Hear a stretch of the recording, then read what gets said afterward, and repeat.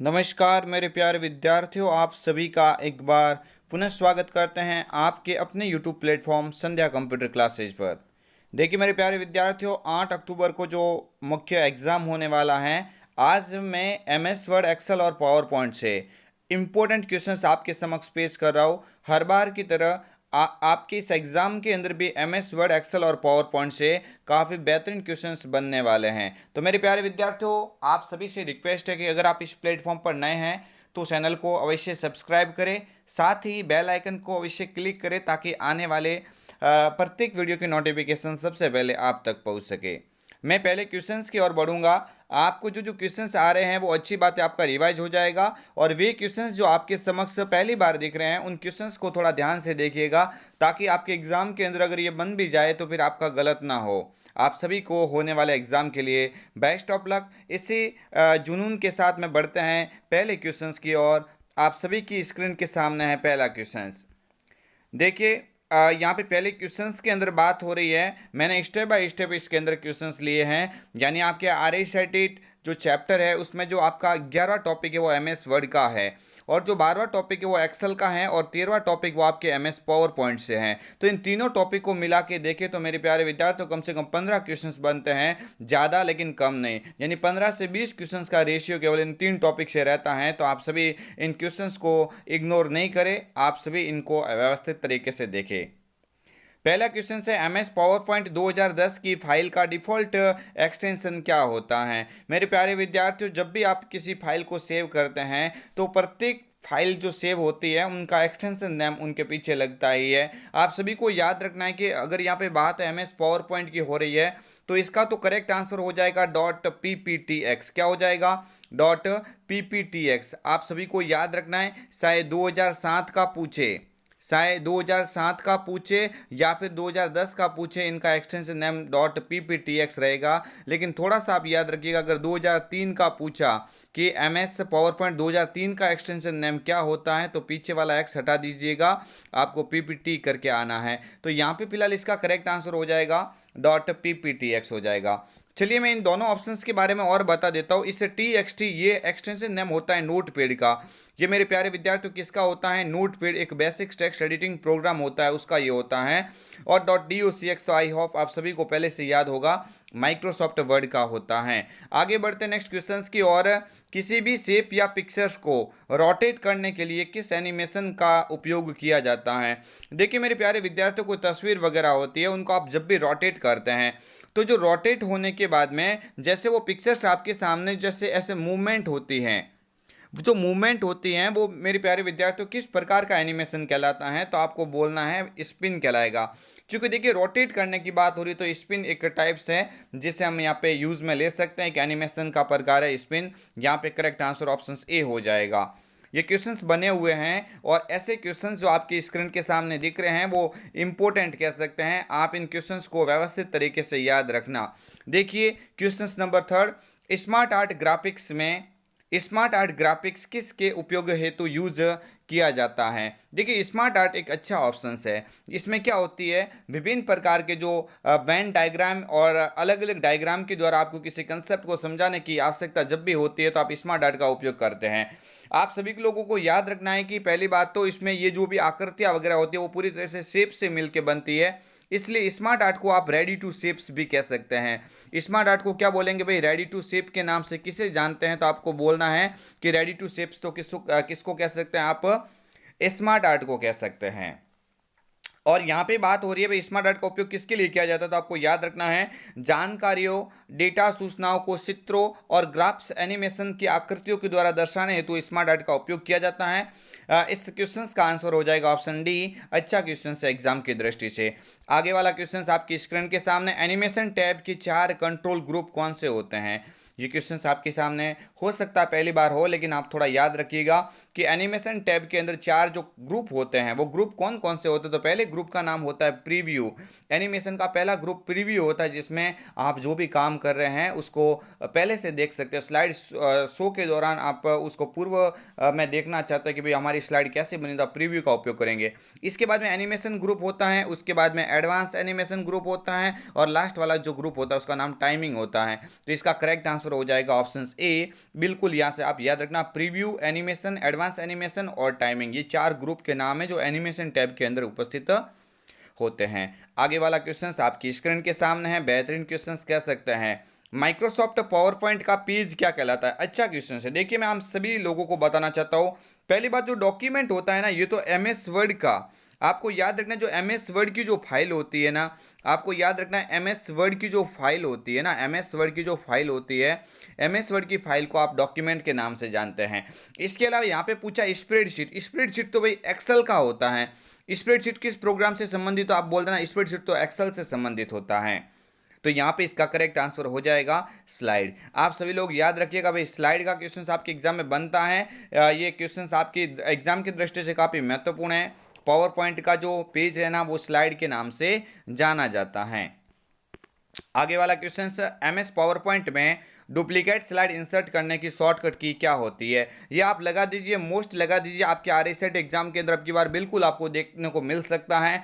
Microsoft power point में duplicate slide बोला है, क्या बोला भाई? डुप्लीकेट स्लाइड बोला है, न कि न्यू स्लाइड। आपको मैं दोनों बता देता हूं, ये कंट्रोल एम लिखा हुआ है ना, ये कंट्रोल एम तो किसकी होती है? ये तो होती है न्यू स्लाइड की। थोड़ा सा आप याद रखना, आपके एग्जाम के लिए मात्र 3 दिन का समय बचा है, तो आप ऐसी स्थिति में अभी किसी भी क्वेश्चंस को आप इग्नोर न करें, आप इन क्वेश्चंस को ध्यानपूर्वक देखें ताकि आपके एग्जाम में कोई दिक्कत ना हो। यहाँ पे डुप्लीकेट स्लाइड की बात हो रही है, तो डुप्लीकेट स्लाइड का क्या हो जाएगा? Control D. इसका करेक्ट आंसर तो हो जाएगा भाई, डुप्लीकेट स्लाइड का कंट्रोल डी होता है। मैंने क्या बोला, अगर न्यू स्लाइड का पूछे आपके एग्जाम में तो आप न्यू स्लाइड का बोल देना कंट्रोल एम, और डुप्लीकेट स्लाइड का क्या हो जाएगा? कंट्रोल डी हो जाएगा। भाई कंट्रोल डी किसका होता है? डुप्लीकेट स्लाइड का होता है। तो आपका क्वेश्चंस का यहाँ पे आंसर तो पहले यहाँ पे मिल गया है, कंट्रोल डी होता है। ये कंट्रोल के लिखा हुआ नहीं, हाइपरलिंक की शॉर्टकट की है भाई, किसकी है? ये भी एग्जाम में क्वेश्चन आ सकता है कि हाइपरलिंक की शॉर्टकट की क्या होती है, तो आपको याद रखना है कंट्रोल के साथ में के होती है, और ये कंट्रोल एफ लिखा हुआ नहीं, ये फाइंड की है। किसी भी आप डॉक्यूमेंट में किसी वर्ड को खोजना चाहते हैं तो कंट्रोल एफ यानी फाइंड का उपयोग करेंगे। यहाँ पे इन सभी की को याद रखना, इसका करेक्ट आंसर हो जाएगा कंट्रोल डी, डुप्लीकेट स्लाइड। आप ये देखिए आपकी स्क्रीन के सामने नेक्स्ट क्वेश्चन है, किस व्यू में स्लाइड की छोटी तस्वीरें नजर आती है? माइक्रोसॉफ्ट पावर पॉइंट का फेवरेट क्वेश्चन कह सकते हैं, ये अच्छा क्वेश्चन आपके एग्जाम के लिए। आप सभी लोग याद रखना, ऐसा कौन सा व्यू है? देखिए माइक्रोसॉफ्ट पावर पॉइंट में व्यू के अलग अलग प्रकार होते हैं, लेकिन आप थोड़ा याद रखिएगा, मैं आपको एक एक स्टेप के बारे में बताता हूं। आपको अगर एग्जाम में क्वेश्चन ऐसा पूछा जाए कि माइक्रोसॉफ्ट पावर पॉइंट के अंदर पहले से जो दिखता है ना व्यू, वो कौन सा होता है? जो पहले से ऑलरेडी इसमें सेट किया हुआ होता है, तो वो तो होता है नॉर्मल। आप याद रखना भाई, माइक्रोसॉफ्ट पावर पॉइंट का डिफॉल्ट व्यू पूछे आपको, क्या पूछा भाई? ये नॉर्मल होता है ना, ये डिफॉल्ट होता है। डिफॉल्ट का मतलब होता है कि भाई पहले से ये आपके सामने दिया हुआ होता है। डिफॉल्ट व्यू पूछे तो आप बोल देना कौन सा हो जाएगा? नॉर्मल। यहाँ पे बात हो रही है ऐसा कौन सा स्लाइड शो व्यू का प्रकार है जिसमें जो स्लाइडें होती है उनको छोटी छोटी तस्वीरों के रूप में आसानी से देखा जा सकता है? तो ये क्वेश्चंस बन जाता है आपके एग्जाम में, तो आप बोल देना स्लाइड शॉर्टर व्यू होता है। क्या होता है भाई? स्लाइड शॉर्टर व्यू होता है। ऑप्शन नंबर ए इसका करेक्ट आंसर हो जाएगा। और एक तो आप याद रखना, नॉर्मल, नॉर्मल तो होता है डिफॉल्ट, और छोटी तस्वीर आप देखना चाहते हैं स्लाइडों की, तो आप किसका उपयोग करेंगे? स्लाइड शॉर्टर व्यू का। आगे बढ़ते हैं नेक्स्ट क्वेश्चन की और। एक स्लाइड शो में स्लाइड चेंज होने पर डिस्प्ले के लिए अप्लाइड इफेक्ट क्या कहलाता है? देखिए मेरे प्यारे विद्यार्थियों, जो आपकी ये जो पावर पॉइंट की जो स्लाइड होती है, इसका डिफॉल्ट ओरिएंटेशन का प्रकार लैंडस्केप होता है। ये आपको याद रखना है कि भाई जो स्लाइड चेंज होती है ना, एक स्लाइड जैसे मैंने बनाई, उसी स्लाइड का मैंने इफेक्ट डाला, और जैसे मैं इफेक्ट को शो करूंगा तो वो नेक्स्ट दूसरी स्लाइड के ऊपर आ जाएगा। तो ये स्लाइड जो इसके ऊपर इफेक्ट जो डाला जाता है, देखो क्वेश्चन को ध्यानपूर्वक पढ़े। स्लाइड शो में स्लाइड चेंज होती है, जैसे स्लाइड चेंज होती है और दूसरी स्लाइड आ जाती है, वो जो डाला गया इफेक्ट होता है ना, वो स्लाइड ट्रांजिशन कहलाता है, वो सब ट्रांजिशन इफेक्ट कहलाते हैं। तो इसका करेक्ट आंसर हो जाएगा स्लाइड ट्रांजिशन। ये क्वेश्चन तो आपके जो मॉडल पेपर और लाइव पेपर जो करवाए जा रहे हैं उनमें कई बार मैंने ये क्वेश्चन डाला है, आप सभी लोग याद रखिएगा। इसका करेक्ट आंसर हो जाएगा स्लाइड ट्रांजिशन हो जाएगा, बिल्कुल। आगे वाला क्वेश्चन आपकी स्क्रीन के सामने है, प्रेजेंटेशन में विद्यमान सभी स्लाइडों का एक जैसा प्रदर्शन चाहने के लिए निम्न में से किसका उपयोग किया जाता है? बहुत ही बेहतरीन क्वेश्चन है। देखिए क्वेश्चन आपके एग्जाम के यहाँ पे पॉइंट ऑफ व्यू से काफी महत्वपूर्ण कह सकते हैं। देखिए प्रेजेंटेशन में विद्यमान जो सभी स्लाइड, आपकी जो स्लाइडें होती है, जिसकी 10 स्लाइड है, 15 स्लाइड है, 2 स्लाइड है, 3 स्लाइड है, यानी आपके सामने जितनी भी स्लाइड अभी वर्तमान में दिख रही हैं, उन सभी स्लाइडों का एक जैसा बैकग्राउंड रखना चाहते हैं कि भाई अगर मुझे ब्लैक करनी है तो सभी के ऊपर ब्लैक ऑटोमेटिक यहाँ पे कलर लागू हो जाएगा। तो वो जो एक जैसी स्लाइड, आप सभी स्लाइडों के ऊपर आप एक जैसा बैकग्राउंड रखना चाहते हैं, तो ये काम आपको करना पड़ेगा डिजाइन टेम्पलेट के द्वारा। किसके द्वारा किया जाएगा? ये डिजाइन टेम्पलेट के द्वारा किया जाएगा, यानी इसका राइट आंसर हो जाएगा presentation design template. Design menu के अंदर ये विकल्प होता है, आप थोड़ा याद रखिएगा। ये भी आपके माइक्रोसॉफ्ट पावर पॉइंट के अंदर अब की बार बिल्कुल आपको एग्जाम में दिखने को मिल सकता है। तो यहाँ पे करेक्ट आंसर हो जाएगा प्रेजेंटेशन डिजाइन टेम्पलेट, इसका राइट आंसर हो जाएगा। आगे बढ़ते हैं, पावर पॉइंट प्रस्तुतिकरण का अति शीघ्र, यानी देखो ये क्वेश्चंस कई बार स्टूडेंट ने पूछा है। देखो कि जो पावर पॉइंट की जो स्लाइड होती है ना, इस पावर पॉइंट की स्लाइड के अंदर आपको कुछ एक कंटेंट ऐसे हैं जो पहले से उपलब्ध होते हैं। ये क्या करने में काम आता है? भाई आपकी स्लाइड को तुरंत बनाना चाहते हैं, भाई आपको जल्दी स्लाइड को तैयार करना है, तो आप इस ऐसी स्थिति में अति शीघ्र बनाना चाहते हो तो आप किसका उपयोग करेंगे? ऑटो कंटेंट विजार्ड का उपयोग करेंगे। किसका उपयोग करेंगे? Auto content wizard. Auto content wizard का मतलब क्या होता है? ये कुछ एक जो लिखने का जो कंटेंट है ना, ये आपको पहले से मौजूद मिलता है, ये स्लाइड के अंदर बाय डिफॉल्ट यानी पहले से दिए हुए होते हैं। इसी को आप ऑटो कंटेंट कह सकते हैं। कंटेंट का मतलब सामग्री जो पहले से आपको ऑटोमेटिक दिखाई देती है, तो आप इसका उपयोग करते हुए जल्दी से जल्दी स्लाइड को तैयार कर सकते हैं। यही विकल्प आपका क्या कहलाता है? ऑटो कंटेंट विजार्ड कहलाता है। तो ऑप्शन बी विकल्प यहाँ से इसका क्या हो जाएगा भाई? करेक्ट आंसर हो जाता है। आगे बढ़ते हैं नेक्स्ट क्वेश्चन से। एक नई प्रेजेंटेशन खाली जगह से बनाई जा सकती है। आप एक प्रेजेंटेशन बनाना चाहते हो तो आप कैसा इसका उपयोग ले सकते हैं? तो देखिए आप खाली प्रेजेंटेशन से भी बना सकते हैं, अगर आप वर्तमान में काम करें मौजूद तो, या मौजूद प्रेजेंटेशन से भी बना सकते हैं, डिजाइन प्रेजेंटेशन से भी बना सकते हैं। ये भी आपके एग्जाम में क्वेश्चन बना हुआ है, ऐसा बन जाए तो उपरोक्त सभी कर लेना। आगे वाला क्वेश्चन है आपकी स्क्रीन के सामने, देखिए बहुत ही बेहतरीन क्वेश्चन है। सबसे पहले मैंने इस मॉडल पेपर के अंदर माइक्रोसॉफ्ट पावर पॉइंट यानी आपके आरआईसीटी एग्जाम की दृष्टि से इंपॉर्टेंट ये टॉपिक मैंने लिया है, तो आप नेक्स्ट इसके बाद में एक्सेल के और वर्ड के क्वेश्चंस भी देखेंगे। एक नई प्रेजेंटेशन बनाने के लिए निम्न में से किसका उपयोग नहीं किया जा सकता? देखो नहीं किया जा सकता, आप ऐसे क्वेश्चंस को पकड़िए कि किया जा सकता है पूछा है या नहीं किया जा सकता पूछा है। इसने बोला नहीं किया जा सकता, तो आप नई एक प्रेजेंटेशन बनाने के लिए देखो आप न्यू के ऊपर तो क्लिक कर सकते हैं, ये तो बिल्कुल इसमें तो किया जा सकता है। कंट्रोल एन भी दबा सकते हैं। नई स्लाइड की तो क्या होती है भाई? Control M. इसने नई फाइल पूछा है, नई प्रेजेंटेशन फाइल पूछा है, तो ये भी हो जाएगा।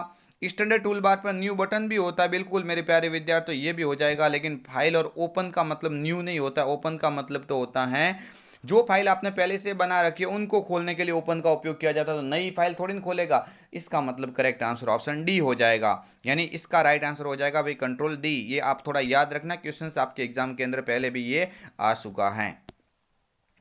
नेक्स्ट क्वेश्चन है, चयनित चार्ट एलिमेंट पर विजुअल इफेक्ट जैसे शेडो, ग्लो, रिफ्लेक्शन और 3D रोटेशन को लागू करता है। देखिए ये काम आप करना चाहते हैं, जैसे आपके चार्ट का एलिमेंट है, आप एक्सेल में मान के चलिए काम कर रहे हैं, और वहाँ पे आप चाहते हैं कि भाई मैं शेडो इफेक्ट, ग्लो इफेक्ट यानी चमक डालना चाहता हूँ, छाया दर्शाना चाहता हूँ, प्रतिबिंब, रिफ्लेक्शन, 3D रोटेशन, ऐसा मैं कुछ काम करना चाहता हूँ, तो ये विकल्प कौन प्रदान करता है? तो आपको याद रखना है ये सारे के सारे विकल्प जो होते हैं ना, ये टेक्स्ट इफेक्ट के अंदर आते हैं। भाई किस में आ जाएंगे? ये टेक्स्ट इफेक्ट के भाग कहलाएंगे। तो यहाँ पे करेक्ट आंसर हो जाएगा ऑप्शन ए, क्योंकि आउटलाइन बात अलग होती है, फिल यानी इसमें भरना होता है, यहाँ पे तो अलग बात हो रही है। इसका करेक्ट आंसर हो जाएगा टेक्स्ट इफेक्ट, यहाँ पे राइट आंसर हो जाएगा। आगे बढ़ते हैं नेक्स्ट, देखो अब ये क्वेश्चन अच्छा आपके एग्जाम की दृष्टि से, चार्ट एलिमेंट के अंदर पूर्वावलोकन तथा विजुअल स्टाइल के लिए चयनित आप करना चाहते हैं, जैसे कि आपके सामने पहले से जो तत्व ऐसा दिया हुआ मिलेगा पूर्वावलोकन के लिए, और विजुअल स्टाइल जो आप इसके अलग अलग जो स्टाइल का चयन करना चाहते हैं,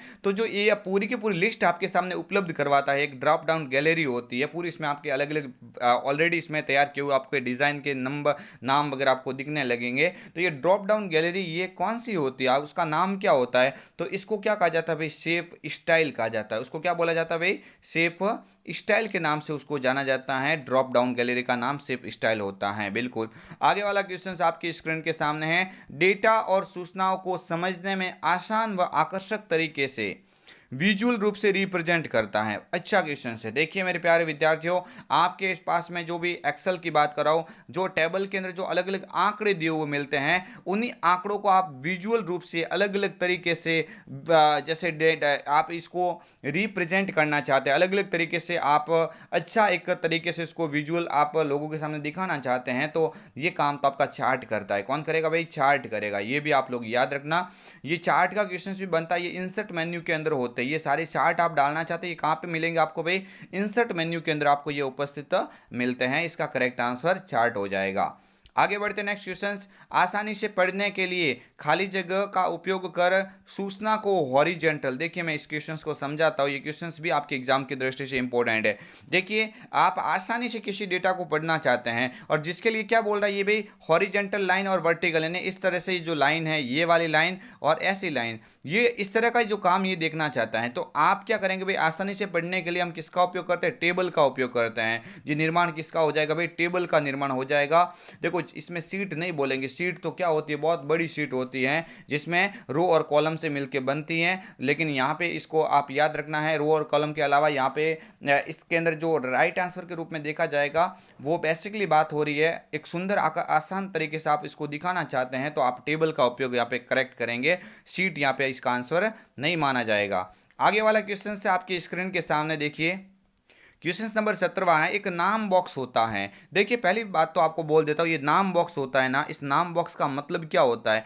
एक्सेल के अंदर क्या होता है? एक्सेल के अंदर आप जब भी किसी सेल के अंदर काम करते हैं, तो आप वर्तमान में कहां पे काम कर रहे हैं, वो जो काम करने का जो एड्रेस है ना, वो इस नाम बॉक्स के अंदर दिखता है। जैसे मान के चलो आप किसी ऐप नाम का कॉलम है और 8 नाम की रो है, तो आप ऐसी स्थिति में वो जो सेल होगी ना, उसका नाम हो जाएगा F8। तो ये F8 वाली जो है ना, ये इसका एड्रेस है ना, ये कहां पे आपको दिखाई देगा? नाम बॉक्स में। तो पहली बात तो ये नाम को दिखाता है, इसलिए इसका नाम हो गया नाम बॉक्स। और पहली बात आप कह सकते हैं कि सेल का एड्रेस भी बताता है, इसलिए इस नाम बॉक्स को आप अन्य नाम यानी एड्रेस बार के नाम से भी इसको आप जान सकते हैं। लेकिन यहां पे आपको याद रखना है कि नाम बॉक्स इसमें होता है, ये बोल रहा है, तो आपको याद रखना भाई, ये इस साइड तो ये तो रही आपकी फॉर्मूला बार, और फॉर्मूला बार के ये बाईं और आपको दिखेगा क्या? नाम बॉक्स। यानी जस्ट दोनों एक दूसरे के आपस में ये होते हैं। ये पहले वाला बॉक्स होता है इसको नाम बॉक्स, और ये दूसरा वाला बॉक्स इसको फॉर्मूला बार कहा जाता है। यानी एड्रेस बार और नाम बॉक्स एक ही है, और जस्ट इसके पास में होती है फॉर्मूला बार। तो ये फॉर्मूला बार, इसी फॉर्मूला बार के बाईं और ही तो दिखाई दे रहा है ये नाम बॉक्स। तो ये क्वेश्चन थोड़ा बनने का तरीका अलग है, तो आपको याद रखना इसी तरह से कि जो फॉर्मूला बार होती है ना, उसके बाईं ओर दिखती है। कहां पे दिखाई देती है? फॉर्मूला बार के बाईं ओर दिखाई देता है क्या? नाम बॉक्स। इसी नाम बॉक्स को आप एड्रेस बार के नाम से जान सकते हैं। नेक्स्ट क्वेश्चन अच्छा क्वेश्चन है। पेस्ट स्पेशल कमांड आपको कॉपी और पेस्ट की सुविधा देता है। देखिए पेस्ट स्पेशल कमांड, वैसे पेस्ट कॉपी पेस्ट आप जानते ही होंगे। कॉपी पेस्ट से आप किसी भी टेक्स्ट को एक जगह से लगा के दूसरी जगह पे चिपका सकते हैं। यानी कॉपी का मतलब वो उसकी प्रतिरूपी बनाना, और पेस्ट उसका लागू करने का ऑप्शन होता है। लेकिन इसने पेस्ट स्पेशल पूछा है, यानी वो पेस्ट से थोड़ा एडवांस पूछा है। तो देखो आपको याद रखना, पेस्ट स्पेशल कमांड आपको क्या कार्य करवाता है? कॉपी और पेस्ट की सुविधा देता है। लेकिन कैसे देता है? तो इसमें जो फॉर्मूले वगैरह जो होते हैं ना, वो भी इसके साथ में ऑटोमेटिक पेस्ट स्पेशल के अंदर लिंक हो जाते हैं, इसमें आता है। तो क्वेश्चन होता है एक्चुअल फॉर्मूला के बजाय एक फॉर्मूला के परिणाम स्वरूप वैल्यू के द्वारा ये पूरा का पूरा पेस्ट करवाता है। ऐसी स्थिति में ये क्वेश्चन देख लीजिए आप, ये क्वेश्चन बन जाता है, जिसका राइट आंसर हो जाएगा एक्चुअल फॉर्मूला के बजाय, यानी फॉर्मूला के बजाय एक फॉर्मूला के परिणाम स्वरूप वैल्यूज के द्वारा ये पूरा प्रदर्शित करेगा। ऑप्शन सी यहां से इसका करेक्ट आंसर हो जाएगा। आपके पास में काफ़ी कम टाइम बचा है, यानी 3 दिन के अंदर आप जितना हो सके इस चैनल के माध्यम से अलग अलग जो वीडियोस आपको दिखाई दे रहे हैं, वो आप सभी वीडियो को आप अच्छे से देख के जाना। और मैं दावा करता हूँ कि आपके इस चैनल के माध्यम से जितने भी क्लासेज ली जा रही है, उन क्लास से बाहर आपको एक भी क्वेश्चन देखने को नहीं मिलेगा, ये दावा करते हैं। देखिए MS एक्सेल में निम्न में से कौन सा चार्ट 100% बोला? देखो यहाँ पे 100% जब भी आप आ जाए ना, बात पकड़ लेना इस क्वेश्चन को। 100% की बात पूछिए इसने, तो 100% मतलब ये जो देखो गोलाकार आकार में ऐसा एक चार्ट होता है, जिसमें देखो मान के चलो ये 67%, तो ये कोई ऐसा कोई दूसरा मैटर है, और यहाँ पे 33% को दूसरा। तो ये गोलाकार आकार में देखो, ये जो हमेशा 100% मूल्य में तो दिखाता है, इस चार्ट का नाम होता है, गोलाकार आकार में होता है, इस चार्ट को बोलते हैं पाई चार्ट। क्या बोलेंगे इसको? Pie chart. तो इसका करेक्ट आंसर क्या हो जाएगा? ऑप्शन बी, पाई चार्ट इसका राइट आंसर होता है। और भी चार्ट का क्वेश्चन बनेगा, मैंने एक दो और क्वेश्चन लिए इसमें। MS एक्सेल में निम्न में से कौन सा चार्ट बिंदुओं को जोड़कर रुझान की एक श्रृंखला बताता है। बिंदुओं को जोड़ना मतलब एक ये बिंदु रहा, एक ये बिंदु रहा, एक ये, तो ऐसे इन बिंदुओं को जोड़ता है। आपने देखा होगा ना, ये चार्ट लाइन चार्ट ही तो कहलाता है। आपने पहले भी इसका काम तो किया हुआ, जब भी आप 10th क्लास में वगैरह थे तो बहुत सारे आपने चार्ट वगैरह बनाए होंगे। तो इस तरह का जो चार्ट होता है जो बिंदुओं को जोड़ के एक रुझान दिखाता है, तो ये एक बात हो रही है लाइन चार्ट की। किसकी बात हो रही है भाई? लाइन चार्ट की बात हो रही है। ऑप्शन ए इसका राइट आंसर हो जाता है।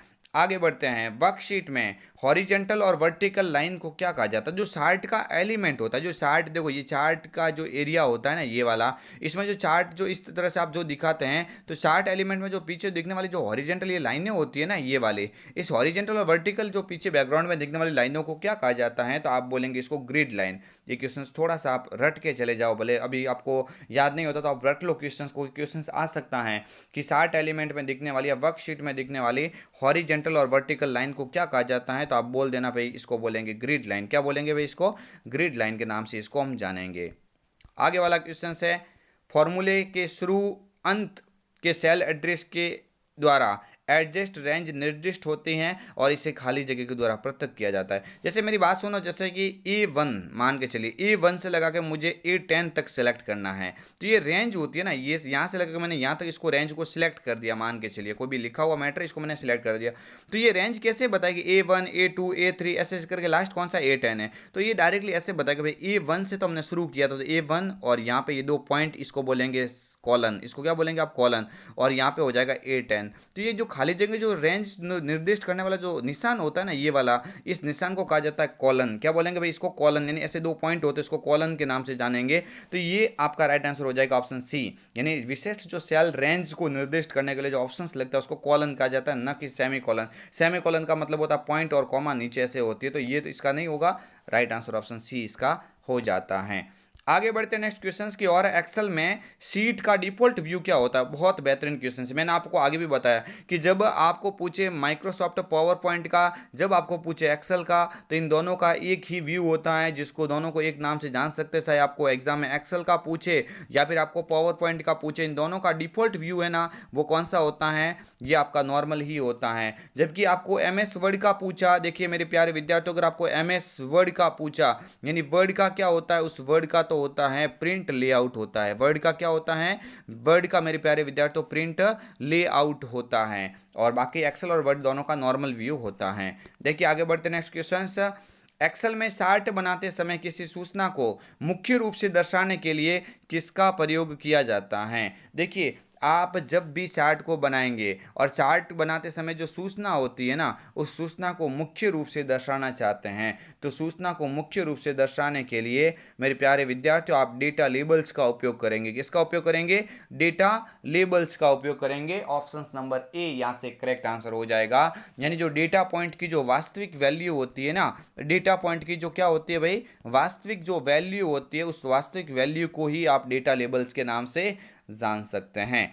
आगे बढ़ते हैं। नेक्स्ट क्वेश्चन आपकी स्क्रीन के सामने है। सेल के चारों ओर एक काले रंग की सीमा सेल को क्या संकेत करती है? जब भी आप किसी सेल, जैसे ये बहुत सारी सेल मान के चलो, इनमें से आप वर्तमान में जिस सेल के ऊपर आप काम करोगे ना, उस सेल के चारों ओर काले कलर की एक बॉर्डर आ जाएगी, तो इस बॉर्डर से पता लगता है कि आप वर्तमान में यहाँ पे काम कर रहे हो। तो इसका मतलब क्या हुआ कि काले रंग की जब भी सीमा आपकी सेल के चारों ओर दिखाई दे रही है, तो इसका मतलब हो जाएगा वो सक्रिय सेल है। सक्रिय का मतलब उस सेल के ऊपर वर्तमान में काम किया जा रहा है, तो इसका करेक्ट आंसर हो जाएगा सक्रिय सेल हो जाएगा।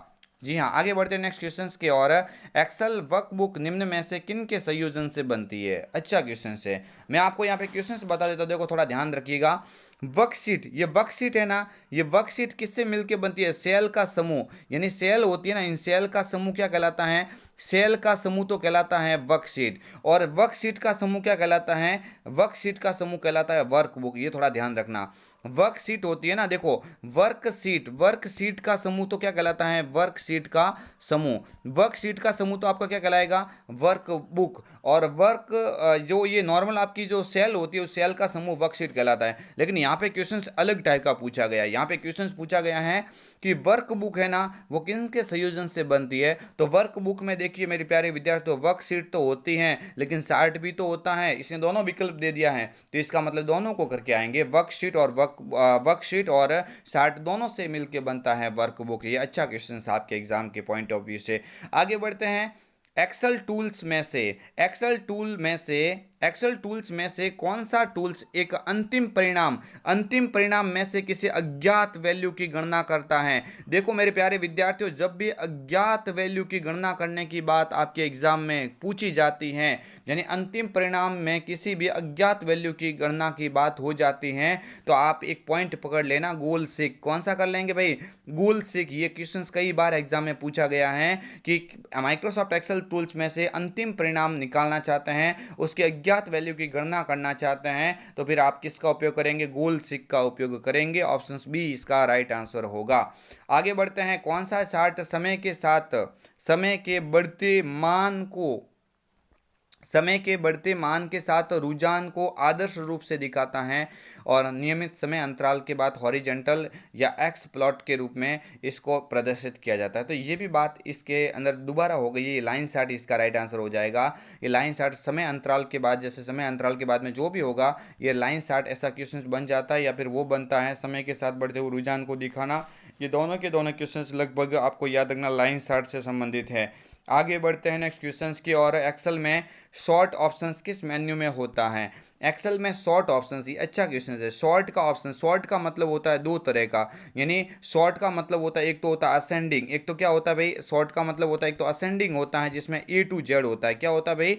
ए टू जेड होता है। और एक होता है डिसेंडिंग। एक क्या होता है भाई? डिसेंडिंग होता है। मैं शॉर्ट में लिख देता हूँ, डिसेंडिंग होता है। और डिसेंडिंग का मतलब होता है जेड टू ए, यानी आप किसी भी डेटा को क्रम वाइज रखना चाहते हो तो शॉर्ट का उपयोग करेंगे। और शॉर्ट का ऑप्शन एक्सेल के अंदर पूछा, ये डेटा के अंदर होता है। किसमें होता है भाई? डेटा के अंदर आपको देखने को मिल जाएगा। ऑप्शन बी यहां से करेक्ट आंसर होगा। आगे बढ़ते हैं। फैक्स अध्वनित या व्यावसायिक लेटर जैसे आम कार्यों के लिए एक पहले से डिजाइन किया हुआ डॉक्यूमेंट क्या कहलाता है? देखो, पहले से प्री डिफाइंड डॉक्यूमेंट, यानी पहले से बना हुआ जो डॉक्यूमेंट होता है ना, उसको टेम्पलेट कहा जाता है। क्या बोलेंगे भाई? इसको टेम्पलेट। दूसरी लैंग्वेज में आप इसको कवर पेज होता है। देखो, इंसर्ट मेन्यू के अंदर जो कवर पेज होता है ना, वो कवर पेज आप है ना, कवर पेज जब भी आप खोलेंगे तो कवर पेज के अंदर आपको क्या मिलते हैं? अलग अलग टेम्पलेट तो मिलते हैं। तो टेम्पलेट के अंदर क्या होता है? ये पहले से तैयार किया हुआ मिलता है और आप इसमें थोड़ी बहुत अपनी ओर से एडिटिंग करके उस डॉक्यूमेंट को पूरा कर सकते हैं। तो आप बोल देना कि भाई जो डॉक्यूमेंट का पहला पेज क्या कहलाता है, तो आप बोल देना डॉक्यूमेंट का पहला पेज कवर पेज कहलाता है। और प्री डिफाइंड जो लेटर, जैसे पहले आम कार्यों के लिए जो पहले से तैयार किए आपको अलग अलग डिजाइन से आपको उपलब्ध जो मिलेंगे डॉक्यूमेंट, उनको आप टेम्पलेट के नाम से जान सकते हैं। यानी टेम्पलेट बोलो या टेम्पलेट की जगह आपको कवर पेज ये भी आपको देखने को मिल सकता है।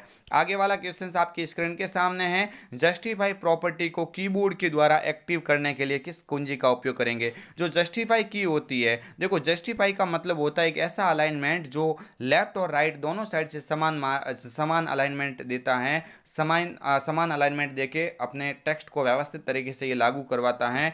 तो चार प्रकार के अलाइनमेंट होते हैं, लेफ्ट, राइट, सेंटर और जस्टिफाई। तो जस्टिफाई की शॉर्टकट कीज भाई क्या होती है? कंट्रोल के साथ में जे होती है। ये कंट्रोल जे किसकी होती है? तो कंट्रोल जे होती है आपके जस्टिफाई की होती है। कंट्रोल एल किसकी होती है? कंट्रोल एल होती है लेफ्ट साइड के अलाइनमेंट को करने की। कंट्रोल ई होती है, कंट्रोल ई किसकी होती है? सेंटर में लिखने की होती है, यानी सेंटर के लिए कंट्रोल ई लगेगा। और कंट्रोल आर ये किसकी होती है भाई? राइट साइड से लिखने की होती है। तो ये सभी चार प्रकार के अलाइनमेंट होते हैं ना, लेफ्ट, राइट, सेंटर और जस्टिफाई। इनकी शॉर्टकट की आपको मैंने एक ही बार में बता दी है, आप लोग थोड़ा सा इसको याद रख के जाना। आगे वाला क्वेश्चन है, व्यू मेन्यू में स्प्लिट ऑप्शंस का क्या कार्य होता है? देखिए भाई, व्यू मेन्यू, व्यू का मतलब देखना होता है और देखना का मतलब हो जाएगा अधिकतर इसमें जो आपने काम किया है ना उसको इसको प्रेजेंट करने से संबंधित जो व्यू में काम होता है। तो स्प्लिट का पूछा, इसने क्या पूछा भाई? स्प्लिट ऑप्शंस का मतलब होता है जो आपका विंडो होगा उसको दो भागों में तोड़ देगा। विंडोज को दो भागों में देखने के लिए इसका उपयोग किया जाता है। एक विंडो को दो भागों में बांट सकते हैं स्प्लिट ऑप्शंस के द्वारा। ऑप्शन डी विकल्प यहां से करेक्ट आंसर होगा।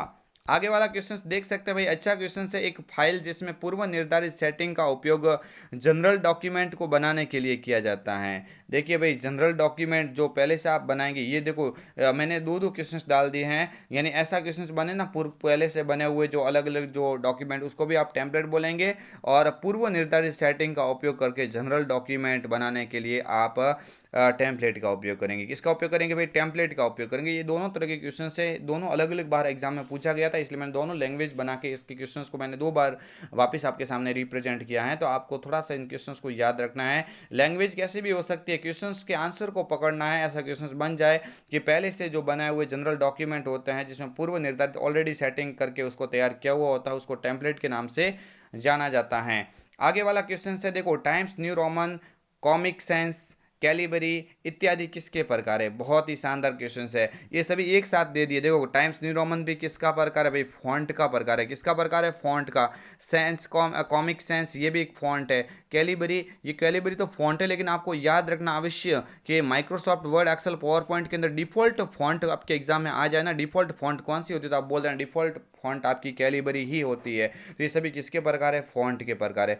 फॉन्ट स्टाइल तो भाई अलग होती है। फॉन्ट स्टाइल में 3 आपने देखा होगा ना, ये फॉन्ट स्टाइल में बोल्ड होती है, बोल्ड का मतलब गहरा करना। फॉन्ट स्टाइल में इटैलिक होती है, इटैलिक का मतलब तिरछा लिखना। ये सारे काम किस में होते हैं भाई? फॉन्ट स्टाइल में होते हैं। बाकी फॉन्ट साइज में डिफॉल्ट पूछे तो फॉन्ट साइज डिफॉल्ट 11 होती है, और मैक्सिमम आप पूछे तो मैक्सिमम 72 होती है, मिनिमम इसके अंदर 8 होती है। तो ये सभी अच्छे क्वेश्चन एमएस वर्ड से बने हैं। मैंने आपको थ्योरी वाली जो क्लास ले रखी है आपके चैनल के माध्यम से, उसमें ये सारे क्वेश्चंस को मैंने बोर्ड पे व्यवस्थित तरीके से समझाया है, वो भी आप थोड़ा देख लेना।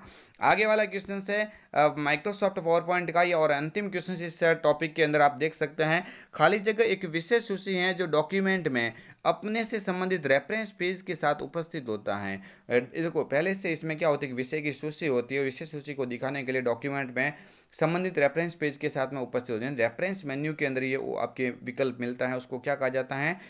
Table of content. उसको क्या बोलेंगे? Table of content. यानी टेबल ऑफ कंटेंट का उपयोग किसके लिए किया जाता है मालूम है? आप अपने जो डॉक्यूमेंट में इंडेक्स बनाना चाहते हैं, क्या बनाना चाहते हैं? इंडेक्सिंग का काम करना चाहते हैं। तो इंडेक्स बनाने के लिए आप किसका उपयोग करेंगे? टेबल ऑफ कंटेंट का। और इसने यहाँ पे देखो विशेष सूची लिखा है ना, वो इसकी अनुक्रमणिका या फिर इसकी इंडेक्स की बात कर रहा है। तो इसका राइट आंसर हो जाएगा टेबल ऑफ कंटेंट हो जाएगा। तो मेरे प्यारे विद्यार्थियों, आई होप आप सभी को बहुत ही अच्छा ये सेशन लगा होगा।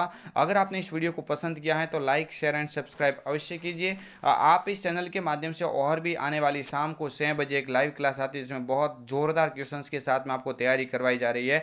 आप उस क्वेश्चंस को भी अवश्य पढ़ के जाना, क्योंकि आपके पास में मात्र 3 दिन का समय है, क्योंकि 8 तारीख को तो पेपर है। यानी आज का, कल का और परसों, ये 3 दिन ही आपके पास में है। तो आप 3 दिन में जितने भी हो सके इस चैनल के माध्यम से ली जा रही क्लास को आप अवश्य देखना।